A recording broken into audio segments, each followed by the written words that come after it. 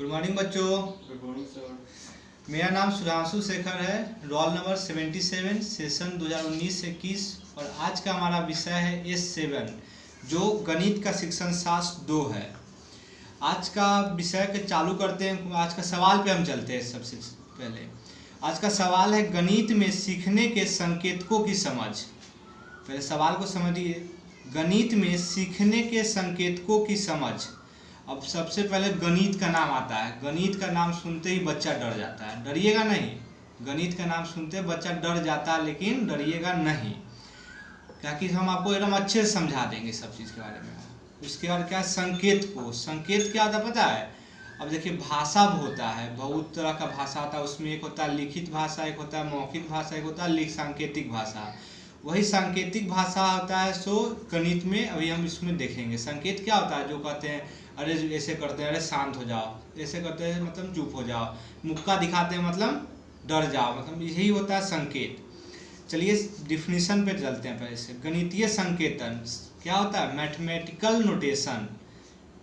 समझ गए ना? मैथमेटिकल नोटेशन इसका मतलब क्या होता है? वे चिन्ह अथवा संकेत जो किसी गणितीय क्रिया अथवा संबंध को व्यक्त करने में, किसी गणितीय क्रिया या को व्यक्त करने में, राशि की प्रकृति अथवा गुण को दर्शाने में, अथवा गणित में मतलब जो हमेशा उसको गणित में यूज करते हैं, मतलब नॉर्मली उसी को संकेत कहते हैं। किसी विशेष संख्या को दर्शाने के लिए हम उसका यूज कर सकते हैं। जोड़ घटाव का चिन्ह होता है, ये सब भी संकेत होता है। इसके बाद में चलेंगे, एग्जाम्पल में चलेंगे। पहले इसको समझिए, फॉर्म डिफिनीशन समझ गए ना?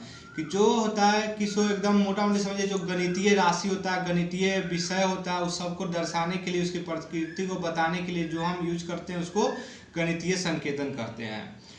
हम सब जानते हैं कि सो भाषा, हर एक चीज़ का अपना भाषा होता है, उसी तरह से गणित का भी अपना एक भाषा होता है। उस भाषा में हम अलग अलग चिन्ह का उपयोग करते हैं, जिससे हम उसका अलग अलग समाधान निकालते हैं, मतलब समस्या का हल निकालते हैं। उसी को गणितीय उसमें चिन्ह के मदद से हम अलग अलग उसका समाधान करते हैं। एक संकेत मतलब हर एक संकेत जो होता है उसके अंदर बहुत चीज़ समाहित होता है। अगर एक संकेत कहीं कहीं पे दो दो काम कर देता है, जैसे अभी देखिएगा आप लोग कितना तरह का होता है संकेत। सो बहुत तरह का होता है। ऐसे नॉर्मली जितना हम यूज करते हैं उसको हम एग्जाम्पल के द्वारा बता देंगे। गणितीय सदमा नाम सुने? गणितीय सदमा क्या होता है? सो नहीं सुने हैं? देखिए, गणितीय सदमा क्या होता है? कुछ आप लोग को नाटकीय लगता है कि नाटक कर रहे हैं सर। गणितीय सदमा होता है डर। जो आप लोग को बोले गणित से डरिएगा नहीं, वही होता है गणितीय सदमा। खासकर होता है कि सो गणितीय सदमा जो होता है ना, एक साइंटिस्ट थे लैंग और मिनी, 2011 में एक शोध हुआ था। उसके द्वारा पता चला कि जो बच्चे होते हैं गणित से काफ़ी डरते हैं, और विषय से कम डरते हैं, गणित से ज़्यादा डरते हैं। खास के लड़कियों के मन में बैठ चुका कि सो गणित हमारा सब्जेक्ट नहीं है। वो कोई दूसरा सब्जेक्ट लेके पढ़ लेते हैं, सोचते हैं कि सो हमारा सब्जेक्ट ही नहीं है। लेकिन ये सब गलत बात है। गणित को अगर अच्छे से समझाया जा सके, एकदम उसको शॉर्टकट में, एकदम शॉर्टकट भी चलेगा, या उसको एकदम इलोंगेट करके जब जरूरी हो तब समझा देंगे, अच्छे से समझाएंगे तो वो अच्छा से समझ में आएगा। अब देखिए, कुछ विद्यार्थियों का मानना होता है कि सो गणित हमारा है ही नहीं, बता ही दिए हैं, उनको बहुत डर लगता है। देखिए कुछ संकेत के बारे में कैमरामैन को बोलेंगे दिखाएं वो इस संकेत सब। आप लोग देखिएगा गौर से इस सब संकेत के बारे में। इसको हम अलग से एक बार आराम से पॉज करके आप इसको स्क्रीनशॉट ले लीजिएगा, जिससे कुछ समझ में आ जाएगा। अब जैसा कि आपने देखा कि इसकी मतलब जो अभी PDF हम नोट्स बनाए हुए थे उसमें आपने देखा कि सो बहुत तरह का संकेत था। अब जैसे हम कहते हैं कि सो बराबर है तो ये दो गो चिन्हा दे देते हैं, समझ रहे हैं ना? दो चिन्हा मतलब पैरेलल लाइन जिसको कहते हैं ना। अच्छा छोड़िए, पैरेलल लाइन आप लोग अभी नहीं समझे, सीधे से कि दो सीधा लाइन ऐसे ऐसे खींच देंगे, उसको बराबर कहते हैं। जोड़ का चिन्हा होता है ये, सब लोग जानते हैं ना जोड़ का चिन्हा होता है। देख लीजिए गौर से, जोड़ का ये होता है एकदम एक सीधा ऐसे एक सीधा ऐसे, इसको जोड़ कहते हैं। एक चिन्ह था उसको घटाव कहते हैं। एक चिन्ह ऐसा, एक चिन्ह ऐसा गुना कहते हैं। एक चिन्ह ऐसा ऊपर दो गो बिंदु, इसको भाग कहते हैं। समझ गए ना? ये क्या है? जोड़ का चिन्ह। ये क्या है? गणित का चिन्ह। ये क्या है? गुना का। ये क्या है? भाग का। अब इसी को मैथ के भाषा में क्या कहते हैं? ये गणित जोड़ का संकेत है, जोड़ का चिन्ह है। ये घटाव का चिन्ह है या घटाव का संकेत है। ये गुना का चिन्ह है या गुना का संकेत है, ये इसी तरह से सब होता है।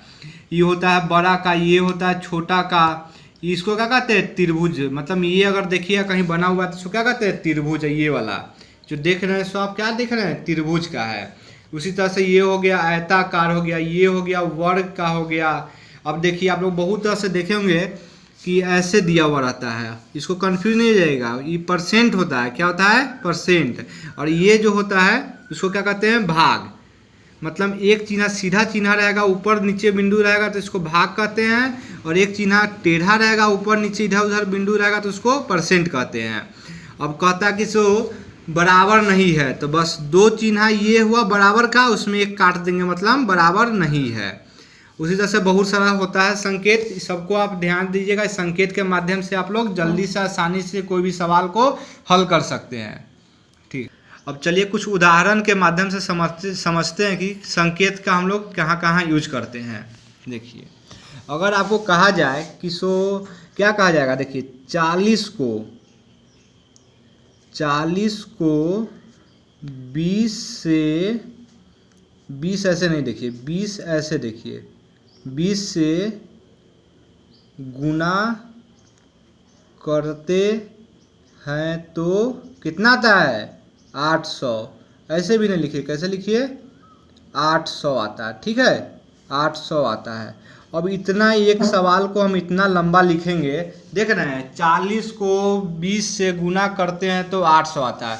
इसको हम शॉर्टकट में क्या लिख सकते हैं, देखिए अब 40 समझ रहे हैं ना 40 होता है सो, फिर गुना का चिन्ह हो गया 20 बराबर कितना गया 800। समझ गए बात को। इतना लंबा बात को हम इतना शॉर्ट में लिख दिए, यही क्या हो गया संकेत। मतलब जो बड़ा बात रहेगा उसको छोटा पे, अरे पॉज क्या कर दे बोलती। 40 को 20 से गुना करते हैं तो 800 आता है। इतना लंबा बात को हम लोग छोटा में लिख दिए, इसी को संकेत कहते हैं। उसी तरह से कहता अगर हमको कि 10 को 15 से गुना करते हैं, 10 को 15 से गुना करते हैं तो कितना आएगा 150। पता है ना आप सबको। देखिए अगर हम इतना लंबा लिखते हैं तो भाई बोर्ड इतना ही होगा। देखिए कॉपी में देखिए हमारे पास इतना कॉपी है, इस पे लिखते हैं तो कितना आता है पूरा एक पेज में आ जाता है। उसको हम छोटा सा कर दे 10 गुने 15 बराबर 150। मतलब संकेत के मदद से हम बड़े से चीज़ को छोटे रूप में हम कर देते हैं। अब और देखिए, अब संकेत बहुत तरह के और होते हैं। अगर हमको कहा जाए कि सो 5 लिखने के लिए, तो 5 आप कैसे लिखिएगा, आप ऐसे लिख सकते हैं, कोई बच्चा ऐसे लिख सकता है 5। अच्छा कोई बच्चा इंग्लिश मीडियम से पढ़ा हुआ तो क्या लिखेगा 5। अच्छा अब आप लोग इतना देखें, आप लोग को पता होगा कि सो कोई बच्चा गांव में रहता है तो 5 को वो ऐसे भी लिख देता है कि नहीं। आप लोग कोई बच्चा देखे होंगे कि 5 को आपके दादाजी सब ऐसे लिख देते होंगे। कोई बच्चा रोमन नंबर जो थोड़ा पढ़ा हुआ है तो इस तरह से लिख सकता है। अब देखिए एक 5 को हम कितने भाषा में लिख सकते हैं, कितने इसके संकेत हैं। 5 हो गया, 5 हो गया, ये भी 5 मतलब क्या हो गया 5 हो गया, ये भी 5 हो गया, ये भी 5 मतलब सब 5 ही है। उसी तरह से 10 को लिखना होगा तो 10 ऐसे लिख सकते हैं हम, 10 ऐसे लिख सकते हैं, 10 लिख सकते हैं, फिर उसको 10 को हम ऐसे लिख सकते हैं, फिर x लिख सकते हैं। मतलब समझ गए ये सब 10 ही है।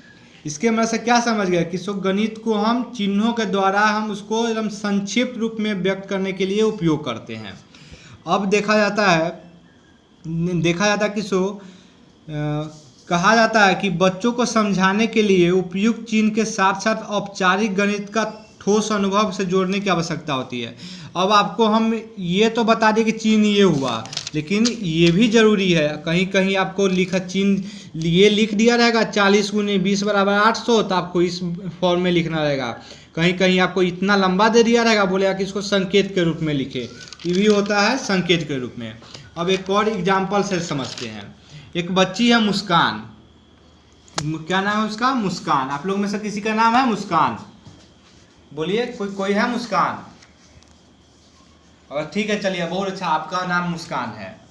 कोई बात, उसको हमको जोड़ सिखाना है। क्या सिखाना है जोड़। अब उस बच्ची को जोड़ नहीं आता, लेकिन उसको गिनती आता है, लिखने आता है, तो उसको हम क्या बोलेंगे कि ठीक है बाबू तुम्हारे पास, चलो हम बैलून बच्चों को बहुत पसंद आता है, होता है ना पसंद। अब उसको हम क्या बोलेंगे कि चलो बाबू तुम्हारे पास कितने बैलून है एक हाथ में? 3। कितने बैलून है? देखिए पहले फोटो से समझिए।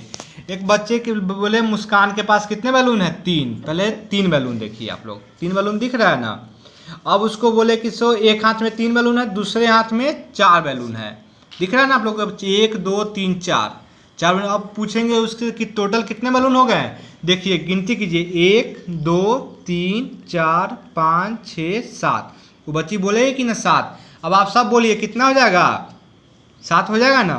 अब देखिए उसी तरह से बच्चा को अगर ठोस अनुभव मतलब मूर्त रूप में समझा रहे हैं, मतलब उसको दिखा कर समझा रहे हैं, अनुभव ठोस अनुभव करवा रहे हैं, 7 हो गया। अगर मान लीजिए क्लास में आप पढ़ा रहे हैं, क्लास में आपके पास तो बैलून नहीं आएगा, तो उसके साथ हम क्या कर सकते हैं? उसको हम चौक दिखा के कर सकते हैं। बोलेंगे कि ठीक है 1 चौक हो गया, 2 चौक, पेन है ठीक है, लेकिन 1 पेन 2 पेन, उसी तरह से 3 पेन, बहुत बच्चा के पास पेन रहेगा पेंसिल रहेगा, उसको हम मूर्त रूप में दिखाकर समझा सकते हैं। तो आप लोग ये बात समझ गए ना कि मूर्त रूप भी जरूरी है, संकेत के साथ साथ मूर्त रूप भी जरूरी है।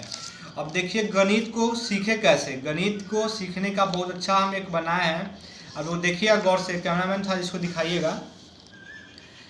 गणित कैसे सीखे? कैसे सीखे? एक्सरसाइज, बार बार प्रैक्टिस करके सीखे, अंडरस्टैंड समझ कर सीखे, ग्रुप डिस्कशन आपस में बात विचार करके सीखे, फार्मूला कंसेप्ट, हमें फार्मूला का भी कंसेप्ट होना चाहिए, लर्निंग, थोड़ा सा फार्मूला हमको याद भी करना पड़ेगा, और क्या डेली प्रैक्टिस, रोज़ हमको सवाल बनाना है। ये नहीं कि एक दिन बना लिए 10 दिन नहीं बनाए, 2-4 दिन हमको डेली हमको 2-4 सवाल बनाते रहना होगा। मतलब इससे आपको समझ में आया होगा कि जो भी हम पढ़ रहे हैं आजकल, जो भी सब गणित को हम मूर्त रूप में देख रहे हैं, उसका ज़रूरी हमको पड़ जाता है। अगर संकेत के रूप में अगर हम उसको समझा रहे हैं तो भी बहुत ज़रूरी है, क्योंकि संकेत के बिना बहुत भारी हो जाता है गणित। इसलिए गणित को छोटे रूप में लाने के लिए हम वो संकेत का यूज करते हैं। तो आशा करता हूँ कि आप लोगों को समझ में आया होगा, और PDF हम डाल दिए, देख लीजिएगा PDF भी। Thank you.